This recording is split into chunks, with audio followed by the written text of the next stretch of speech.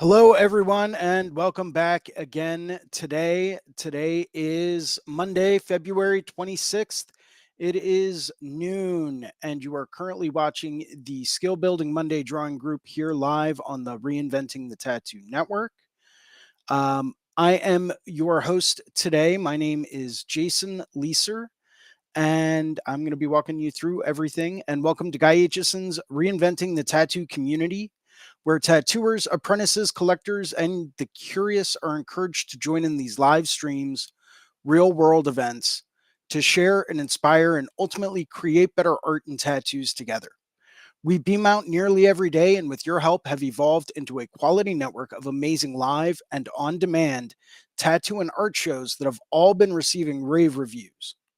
You can find Reinventing the Tattoo in both of the app stores, the Apple App Store and the Google Play Store, as well as our Reinventing the Tattoo YouTube channel, our Reinventing the Tattoo Roku channel, which has 12 to 15 different episodes going at any given time, 24 hours a day, 7 days a week, as well as all of the major podcast directories such as Apple and Spotify.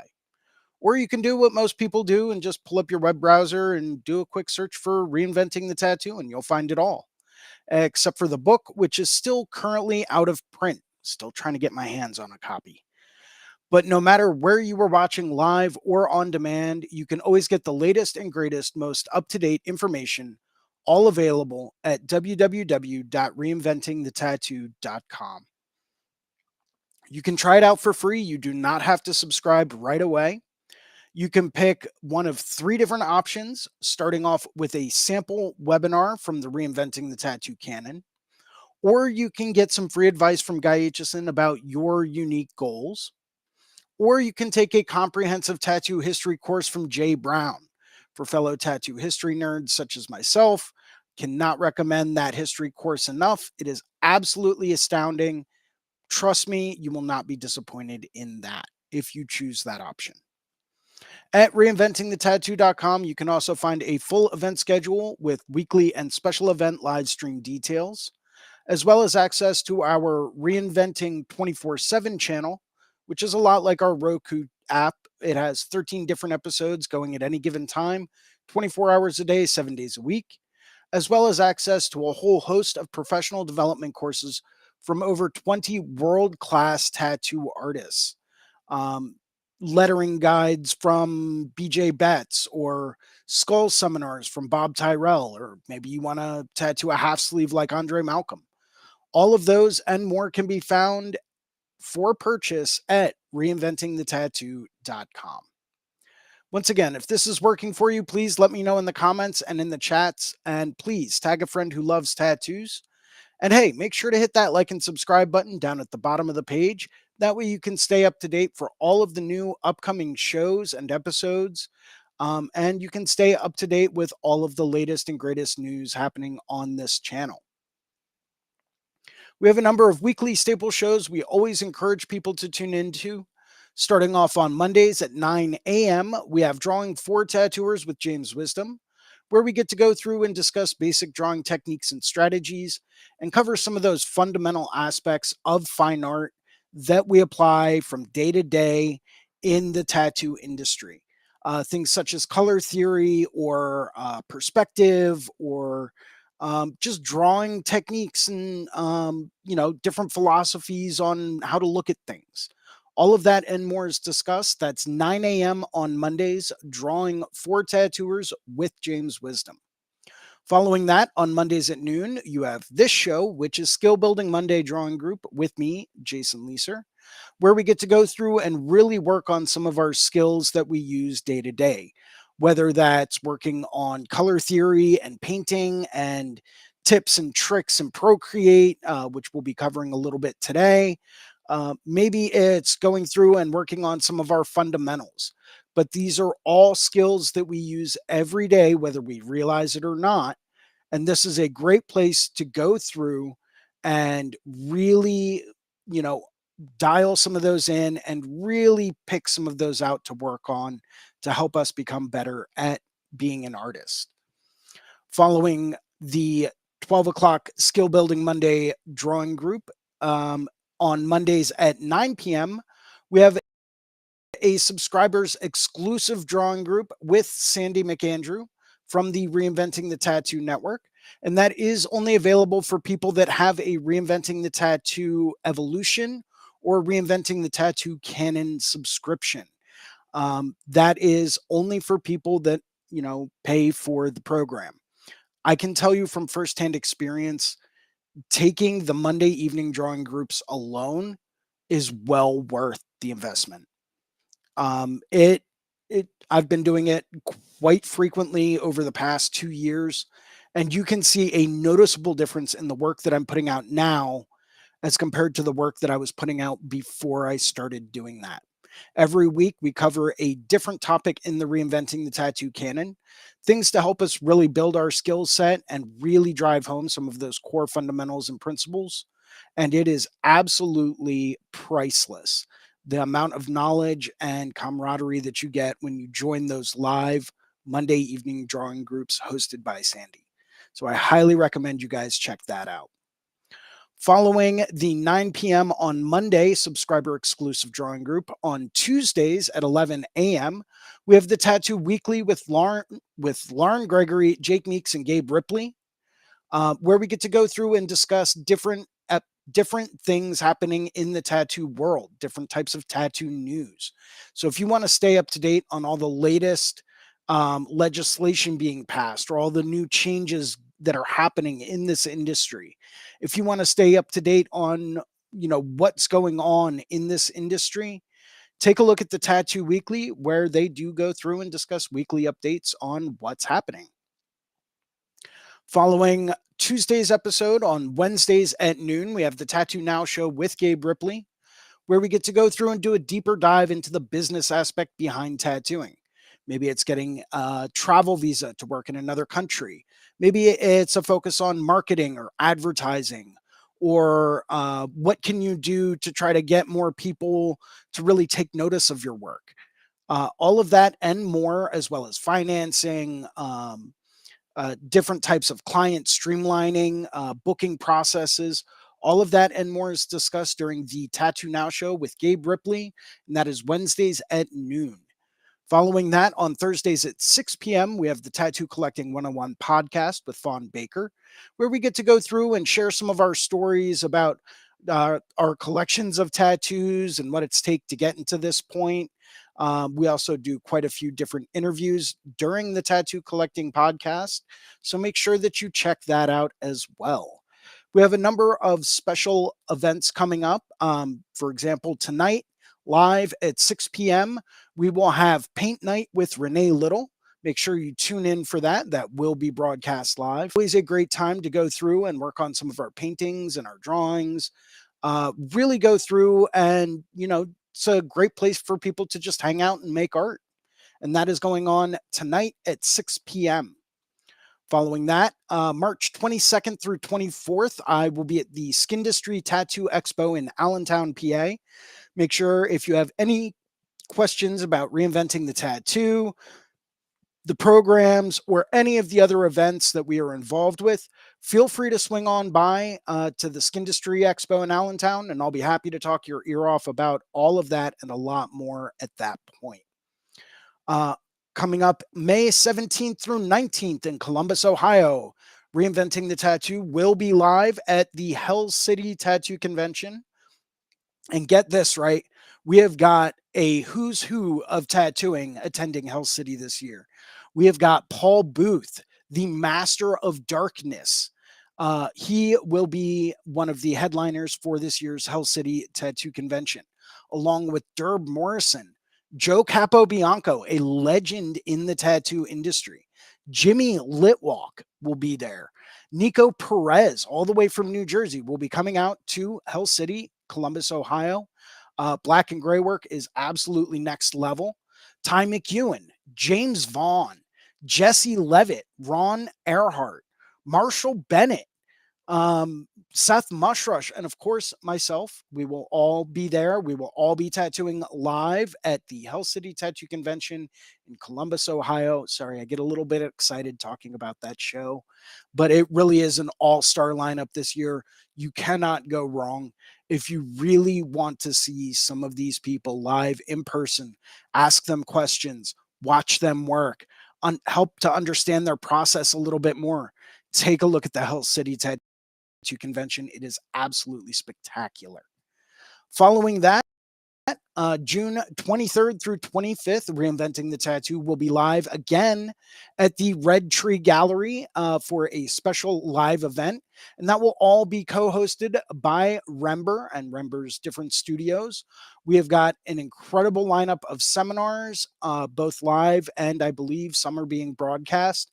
And that will be happening live at the Red Tree Gallery and True Tube's headquarters in Columbus, Ohio, June 23rd through the 25th.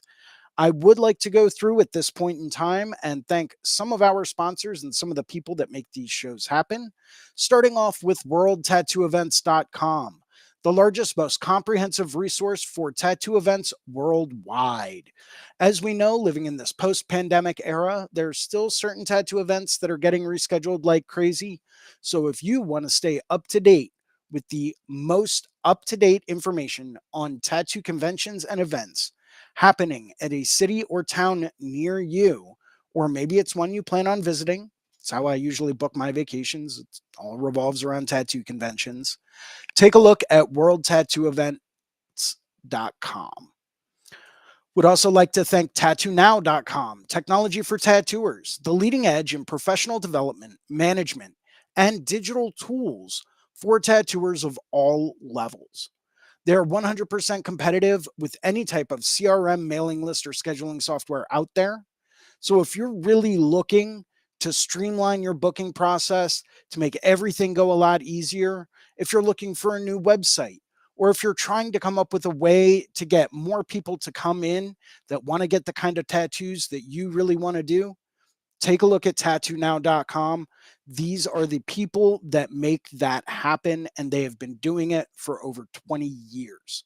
So take a look, tattoonow.com. Of course, this would not be Reinventing the Tattoo without a very personal, heartfelt, and professional thank you and shout out to Guy Aitchison at guyaitchison.com. He is the founder and inspiration behind Reinventing the Tattoo. You can go to guyaitchison.com where you can pick up a copy of his Biomech Encyclopedia, some of his tutorial DVDs. I believe he still has a few custom coil machines for sale if you're into collecting those, as well as countless fine art prints and the occasional original oil painting, all for sale at guyaitchison.com. Would also like to go through and say a very special thank you and shout out to Amy Nichols over at the Apprenticeship Diaries. It is the number one resource if you are looking to find out more information on what it takes to become a tattoo apprentice or get more knowledge into what a tattoo apprenticeship could be like. Take a listen to the Apprenticeship Diaries with Amy Nichols, and it will blow your mind. It covers all types of stuff about what to expect, what makes for a good apprenticeship, what not a good apprenticeship is kind of like, things to be careful of, warning signs, the whole nine. Take a look. That's the Apprenticeship Diaries with Amy Nichols. As always, we ask that if you like today's show, please go through, post a positive review on the channel, help us get the word out. If you would like to host a Reinventing the Tattoo event, become a sponsor of our community. Or if you are looking for a fine art or a tattoo critique, you can always email management at reinventingthetattoo.com and we will get back to you as soon as we possibly can. It's kind of a long-winded intro for today, but I do apologize for that. Okay, yes, open is that's fine. Okay, cool. So today we are still on the topic of simplify everything. Now that's not to say that you need to go overly simplistic with everything, but simplifying your process is definitely something that is beneficial in the long run. I highly, highly, highly recommend it. Simplify your drawing too. Focus on simple shapes. Um, I forget who it was, but someone pretty famous once said that simplicity is the ultimate elegance. Now, I'm a believer in that to an extent. I do also believe that, when things become overly simplistic, it can kind of detract from the technical ability in it. Um, you know, it's uh, it's kind of a tricky situation, but it does hold up and it does hold true. Let me get this going. That's a different window. Sorry. There we go. I'm going to throw that up there. And I'm going to switch over. Today, I'm going to be working with some 3D models. Just going through and doing some sketching, focusing on some simple shapes, simple angles, and yeah, just really kind of focusing on trying to get everything blocked in. I've really been getting into a lot of just playing around and experimenting with some of these 3D models that people are using. And some of the things that you can do on them are absolutely fantastic. If anyone out there does work on an iPad and you are interested in trying some of these 3D models, or if you are interested in going through and playing around with them, or if you have questions about working with them, I will be happy to answer whatever questions I possibly can. Like I said, I'm just now starting to dive into it, but I'm finding a lot of great potential for going through and kind of illustrating certain things, showing placement, showing different types of compositions, ways to deal with difficult spots and situations. Um, I'm not contracted by any specific company to use specific 3D models, but essentially they do work pretty much the same across the board. Some are better than others. Highly recommend the ones from Tattoo Smart. But I've been playing around with some from a different company as well, and they are pretty similar as far as the way that they work and what you can do with them. So without further ado, let me get over to that. And I believe that is here. Awesome. And I'll just throw that up in the corner. Now, this doesn't exactly go with the whole theme for the past couple of weeks of simplicity because 3D models are pretty elaborate, but they're also a lot of fun to work with. Woo! And this is just a male arm and chest panel that is a 3D model that I downloaded. And as you can see, you can move it all around the screen. You can adjust the angles. So there's actually a lot that you can really do with 3D models. Um, some of them can even be really, really helpful when it comes down to understanding perspective. So if you use Procreate and you're trying to get ideas on different perspectives, really trying to jazz up your art, really trying to, come up with original ideas and concepts, sometimes what you can do, if you can find them online, is pick up some 3D models of whatever it is you're trying to create. Maybe it's a skull, maybe it's a hand, maybe you're looking for different hand positions, right? There's different apps you can get that'll focus strictly on hands. Sometimes it's helpful if you can't find a specific app that will let you deal with um, basically working with a model in three-dimensional space. Sometimes you can download a 3D model and you won't be able to manipulate it in Procreate, but you can go through and draw on top of it, and that can be really helpful.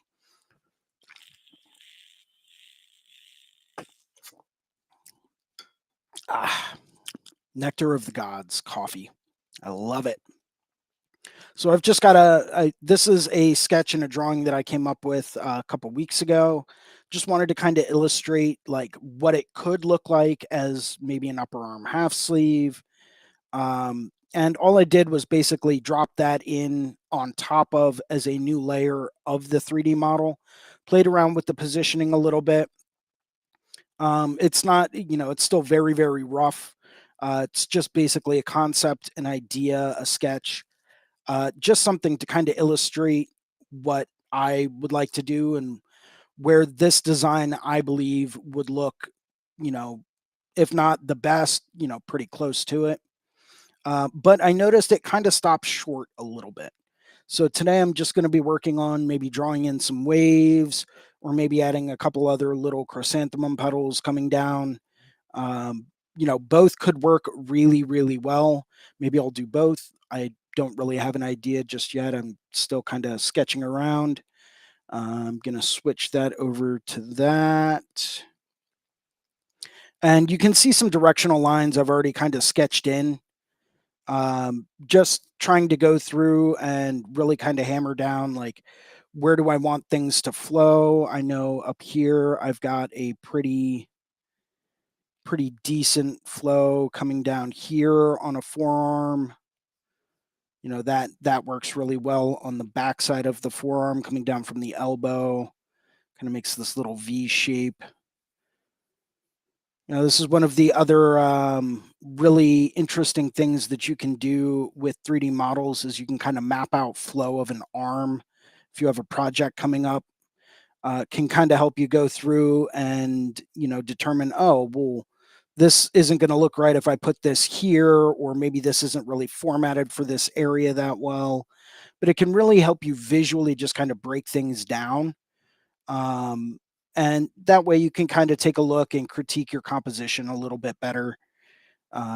Say I want to have, my basic flow coming out from the top of the forearm. This would come down here a little bit and kind of wrap around by the wrist. Just trying to create that upward movement with these basic arcs can really help draw your eye to where you want people to look. And that's kind of an old secret from great, Renaissance, art masters. They always got you to look at exactly where they wanted you to look without even really trying to make you look there. And to me, it always stands as one of the hallmarks of, a truly great artist when your eye doesn't even really pay attention to things that they don't want you to look at, but instead goes exactly to where they want you to focus your attention. And you see that a lot with a lot of really fantastic fine artists, as well as a lot of the much better tattooers out there. Um, they really go through and they force you to look exactly where it is that you want to look, or exactly where it is that they want you to look, not where you want to look. I think you guys understood what I meant. So I just went through and just got a little bit of a basic flow down. I already had some lines there, but this is just one of the things that you can do with 3D models. Maybe I'll just kind of drop the opacity on that a little bit, open up a new layer. Now I've got two different directions that I could potentially take the bottom of this arm. I can essentially have something flowing down from the top portion of it, coming down in this direction. Too big. Um, so I can have something coming down this direction, or the other option that I have is I can actually take using those same directional lines and I can have something coming up to kind of meet and draw my attention from the base by the wrist, and I can bring that up and move that upwards as opposed to having just everything falling down from this skull. Maybe I'll do a little bit of both. Who knows? But it's just one of many different options that there are. Um, I think having a combination of both would be the most beneficial simply because you don't want to go purely from the bottom by the wrist up to everything going on here because, well, especially not with a curve like that. I would want this to come down and kind of give this an opposite curve. Even if I was going up, I would want it to have something more like that. So it would almost be a continuation, but it would draw your eye upwards, in this direction, as opposed to coming down. Now, where that may end up creating some type of a visual conflict is because I do have these petals up at the top and these are moving downward, right? Creating a directional flow. And I'll do that in red. So this is creating a downward directional flow. Why is that not bright enough? And I'm just all over the place today.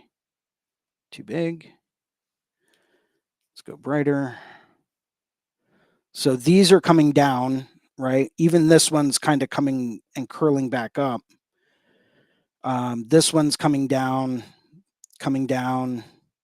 So that's drawing your eye downward, right? The rest of these are great because they're curling up. They're bringing your eye back up and around to really help you focus on what it is I want you to look at, which is this skull. Now, these directionals, petals down at the bottom could probably be a little bit better. I could have maybe had some other ones, but even the leaves that are there as filler, and granted, this would make for a great half sleeve, but it doesn't have to be half or pectoral or whatever. Today, though, we are focusing on the bottom portion of it. But the reason why I brought up the direction that all of these petals are moving is because if I've got these moving down and then I've got something coming up here, it creates a visual choke point, right? An area of conflict with the movement, even though everything may still flow correctly and it may still aesthetically look pleasing, compositionally, it would create this kind of area of visual conflict, right? Unless I really brought things all the way up and behind these leaves, that could be helpful and continue visual flow without creating any kind of visual conflict. Um, and that's kind of what I want to try to avoid is visual conflict. I'm just trying to create something that is pretty cohesive, that will, kind of complement what I already have going on. So let me go back to my rough sketcher. So my initial thought is I could do some water kind of coming down from here, with maybe, so we could do some water. No, I wanted to have some stuff coming up from the bottom to kind of bring your eye away from the hand. So let's go through. In order to do that effectively, I would have to kind of tuck it back behind this leaf. Things obviously don't have to be, right or, perfect at this point in time. This is just me sketching around, just trying to get an idea of flow, trying to get an idea of composition, just trying to understand directions and how I want things to end up looking. So I'm just going to keep things very simple, very basic. I'm just going to use some very simple lines just to indicate flow. If I was going to do water, how would that branch out? Maybe I'll have another one there. Down here on the back side of the arm, I could probably get away with doing some kind of flow or wave coming down in this direction. But over here, no, that wouldn't work for what I really want to achieve, which is to move my eye upwards. So if I really wanted to do that, we'd create another wave form down here.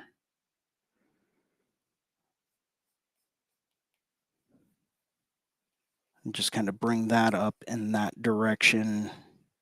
These waves are pretty big, but if I really wanted to go through and maximize my space, maximize my real estate, which is what I always advise my clients to do, um, to do like a whole bunch of really tiny little waves here would just kind of look weird. I'm not saying it wouldn't look right, but if you have all of this other area, I don't want it to be too much and to overpower what I have going on above it. So I'm just kind of sketching in a rough concept for these waves, how they could flow and work. Um, that would be the back side of the arm. Maybe I'll have something coming in here. Maybe I'll have a separate wave coming up around this direction.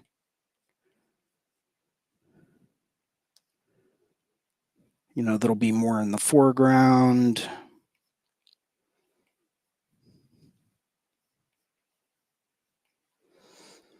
This, by the way, is exactly the kind of stuff I fall asleep at night dreaming about and thinking about, um, because it's, all I really do.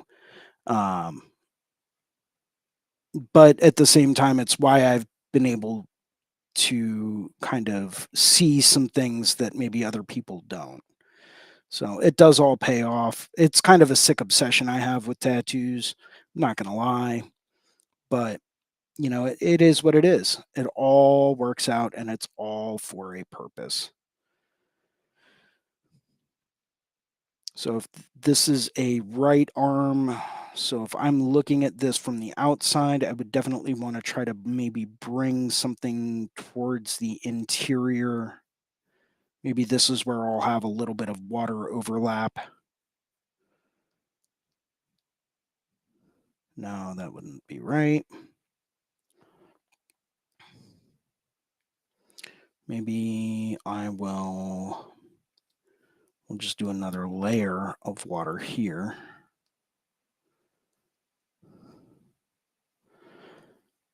It's kind of one of the downsides to drawing straight on 3D models is you constantly have to rotate it and move it. Whereas if you were drawing on paper, it would be a lot easier on a flat surface. Now, what I could do is go through and say, okay, just show me the 2D texture. You can kind of see the scribbles that I have going on so far, but at the same time that I have that going on, you kind of see the overlap here, right? And if I go back into a 3D model, say I'll just do a curly Q in this area. If I make this 3D again, this is the downside to drawing straight on a 3D model. You kind of see the seam, right, of where that unwrapped sleeve is. So, and anything that is outside of the bounds of that unwrapped sleeve automatically gets cut off. Whereas if you draw on it as a 3D model, it doesn't get cut off and will continue to be seamless. So I could do something like this. And if we unwrap it, we can see half of it's there and half of it's over there. This other part that got cut off, well, that wouldn't exist anymore. Not on the 3D model, at least. Um, Same thing with this little corner here. If you look at this little corner of the leaf, that actually ends up getting cut off a little bit when I rewrap it as a 3D model. You can kind of see that right there. So there are advantages and disadvantages to working on 3D models. Um, if you are going to work on them, my recommendation is draw on them as 3D models and not as two-dimensional and then trying to wrap it around, because you're going to have certain spots that do end up getting cut off, and it's not going to look super, super cohesive.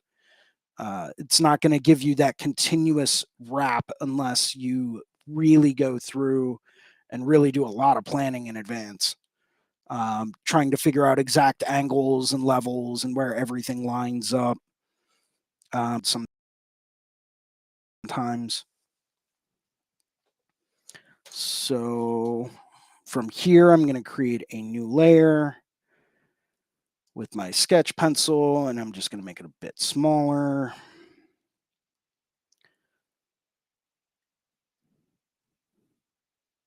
What do I have going on over here? Ah, yes. So here I'm just going to go through and kind of refine this a little bit more.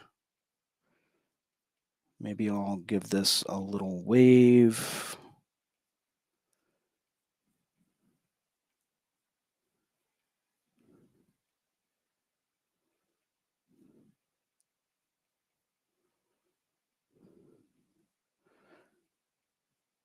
Right?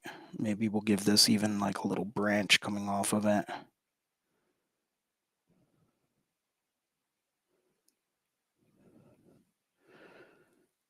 This we could do, this would be the back portion of a much larger waveform.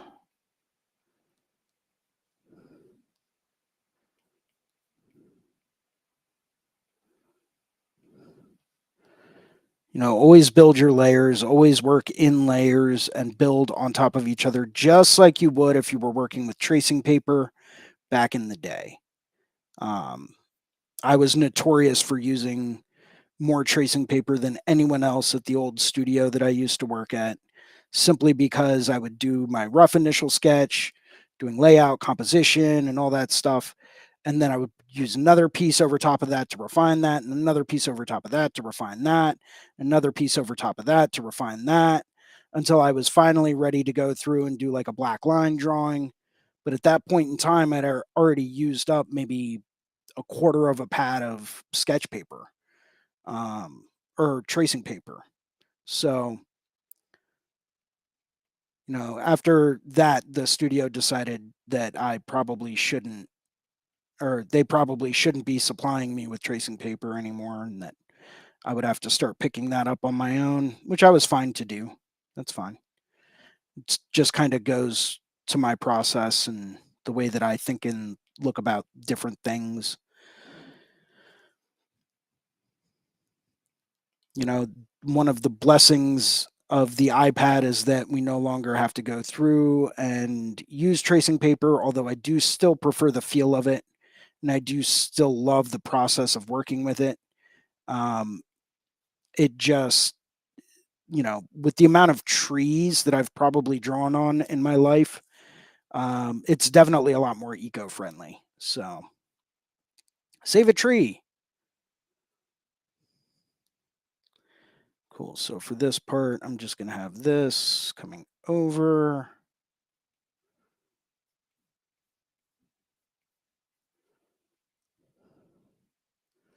And then here, we're going to take this up.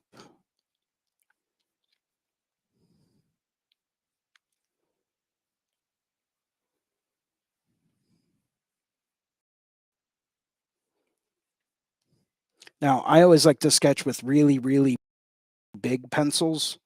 Not everyone does. Um, Use whatever size is comfortable for you.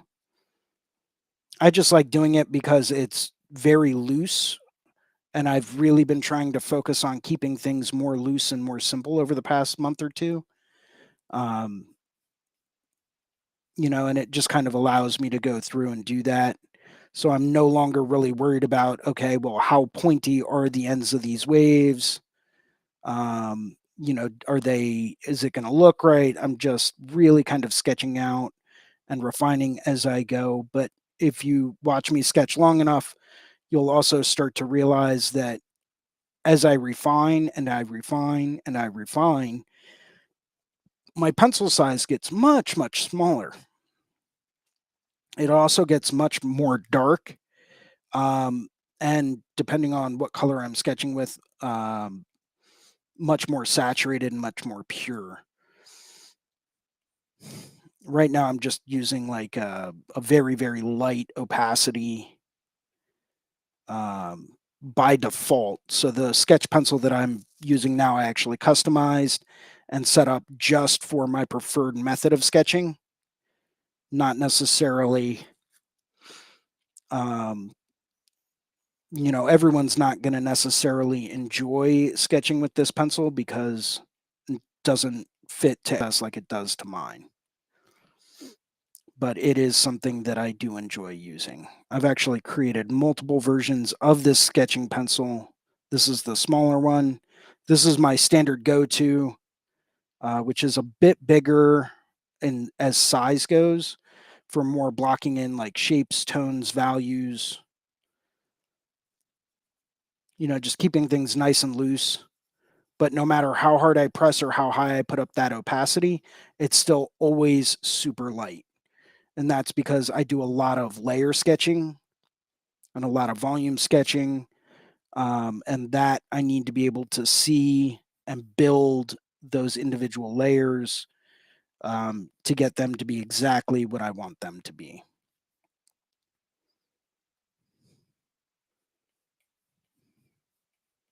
This one's going to curl over more and more and more and more, creating a that one will come back a little more. This one will be inset a little more. Then this would end up moving further behind. This would have a little bit more of a bump. Good.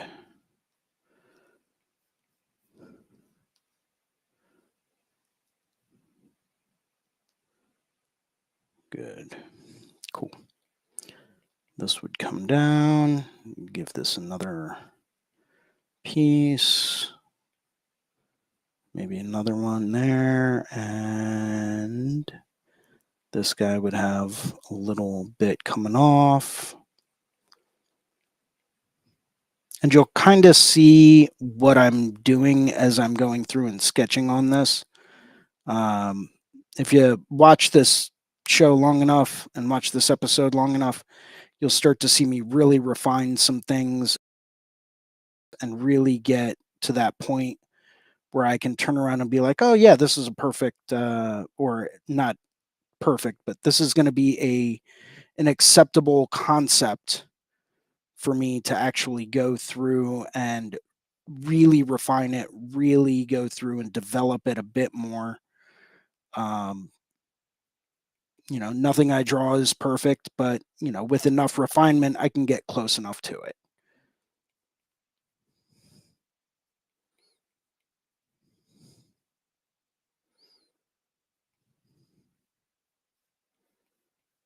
If anyone has any comments or anything like that, that they would, any questions about anything, dealing with anything that I'm doing, by all means, please let me know. And I was thinking about, this show earlier in the week, and I did want to issue a challenge out to other people. And I wanted to challenge people to get outside their comfort zone more often. Um, it's always beneficial to step away from your comfort zone, regardless of, where you're at, what stage you're at. Try something new. Try a different medium or a different style, or try a different process than what you're used to. Um, if it's not for you and you absolutely hate it after giving it a true, honest shot, that's fine. But you'll never know until you try, and you'll never understand the benefits or disadvantages of a certain process or a certain way of doing things until you at least give it a true, honest try. And that means doing it regularly, giving it a shot, and really trying to do your best to apply it to everything that you've got. Um, Same thing goes with machines, right? Uh, if you really want to understand a machine and you really want to get comfortable using a different machine or a new machine that you got, rather than just pulling out your daily runner and having that set up all the time, you're going to default to that. You are. That is a psychological fact, because you're going to get frustrated, and it's like, well, why would I waste my time getting to understand this when my daily runner's right here and I know I could do this whole piece knocked out in, you know, a small fraction of that time. It's like, well, that is true. However, if you do that, you're not going to learn anything new and you're not going to see what that machine is really capable of. Granted, I'm not an advocate of that. I don't believe that machines make the artist. I think the artist makes the machine. I've seen incredible work done by people that have been using, the cheapest stuff that they can find. Same thing with artists and painters. I know some painters out there that use literally the cheapest, most economical and, poor quality brushes you can imagine, and they're creating masterpieces with them. Um, I was actually recently tattooing the daughter of one of America's preeminent photographers, and they were telling me stories about how they've done incredible work using disposable cameras, cheap disposable film cameras from, the 90s and whatnot. They've done incredible photography with those alone. A lot of it is understanding your medium, understanding what you want to try to achieve with it, and then going through and making it work. Maybe you need to add some different lights or whatever. But, it was fascinating for me to just hear them say that because, I'm one of those people that I like new things. I like, fancy, exciting things. And,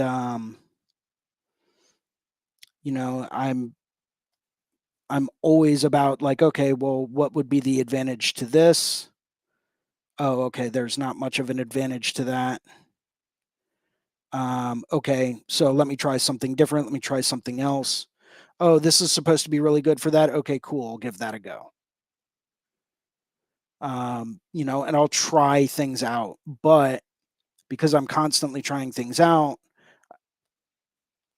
it does kind of make it difficult for me to go through and really see what things are truly capable of. So, but just to see what can be done is astounding, right? So, just some food for thought for people. Um, buying a new tattoo machine isn't necessarily going to make you a better artist. Learning how to use what you got is definitely going to take you a lot further. Just food for thought. I'm not saying the new machine won't be more reliable. I'm not saying it won't be more versatile. I'm not saying that it won't be a better long term investment. But as far as the artwork being created, if there are people out there creating unbelievable tattoos using the cheapest machines they can find, kind of goes to show you that, maybe it's not the machine, maybe it's the person, maybe it's the technique, maybe it's focusing on the wrong things. Um, that was a huge revelation to me a few years back that I was focusing more on my machines than I was on my technique and on my art. And when I stopped focusing on that and I started focusing on my art and not my machines, um, it's almost like within a month period of time, things really started to change for me. So, once again, just some food for thought. It's nothing crazy, but, sometimes just looking at things in a different way can really be helpful.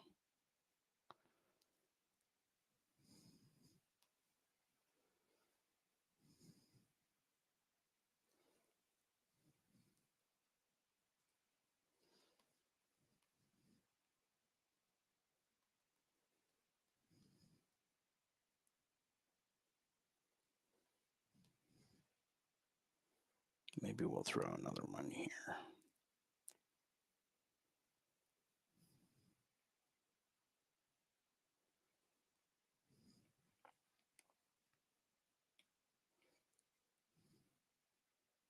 Now, as I refine and as I go through and I build layer upon layer, that's when things get really, really interesting because I'll take this black layer, I'll drop the opacity to it, then I'll do another layer on top of that of sketching with a different color. Maybe I'll use red and I'll refine that a little bit more. But this is just kind of solidifying these few layers and this little bit of a sketch so that I can go through and add and refine some more. So, as always, if anyone has any questions, comments, or concerns, I am all ears and I am more than happy to talk your ear off about just about anything. If no one has any comments or questions about anything, then I will probably end up wrapping this show up in a few minutes. But, I always like to give the option for people to come through, voice their own opinions, and see where the discussion takes us.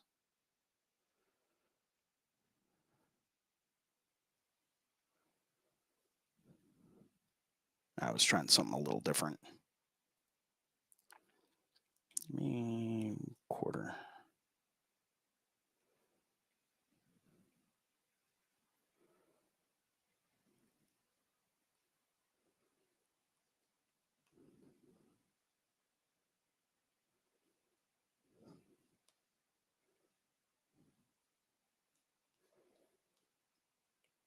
It's still very different than drawing on skin with like a skin scribe or a Sharpie.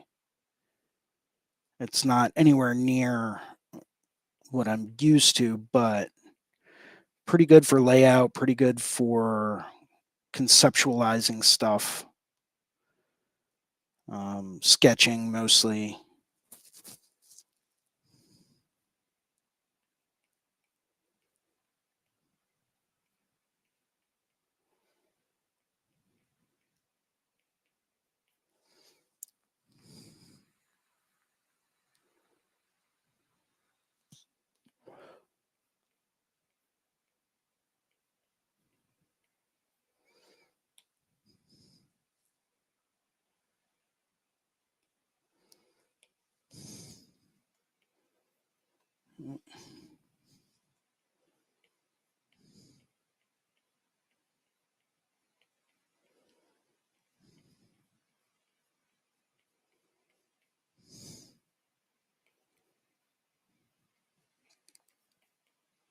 Yeah, so we'll see if there are any comments. Doesn't really look like there are any. So I'll probably wrap this show up in just a few minutes.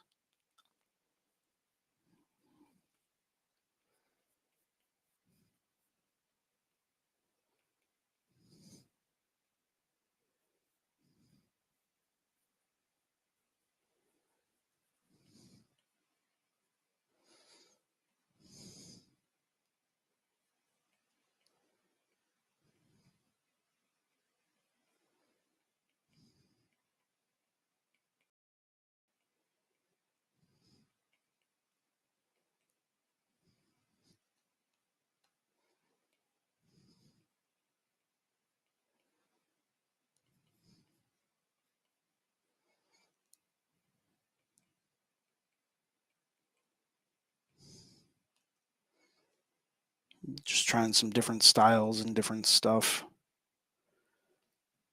And kind of see what we got going on, see if I like it. Throw that back up there and we'll see how things are looking. Just some waveforms, but you kind of get the idea and the gist. I think they're honestly too small, and I'll probably go back through and redraw all of this and make everything a lot bigger because I want to simplify my shapes and my forms. But that is for another day. Let me go through and we're going to switch this back over. So, for anyone that's out there that may want to reach out to me individually, feel free to go through. You can see my Instagram right up here at Philly Inc. You can also email me, Jason at reinventingthetattoo.com. For those of you that might live in the southeastern Pennsylvania area, Southeast PA, New Jersey, Delaware, Maryland, anywhere around there, You can also find me at the Inkwell Tattoo in Southampton, Pennsylvania. Please feel free to stop by, book an appointment. I'll be happy to get you in to tattoo you. My books never close. Let's do something fun and make something happen.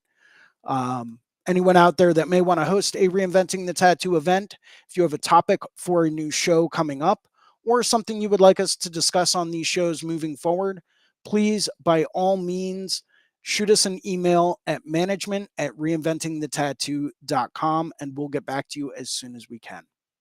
Thank you very much, everyone, for watching today. Hope to see you guys next week.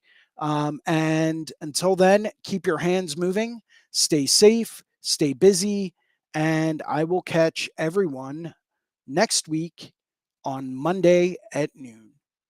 Take care and be safe.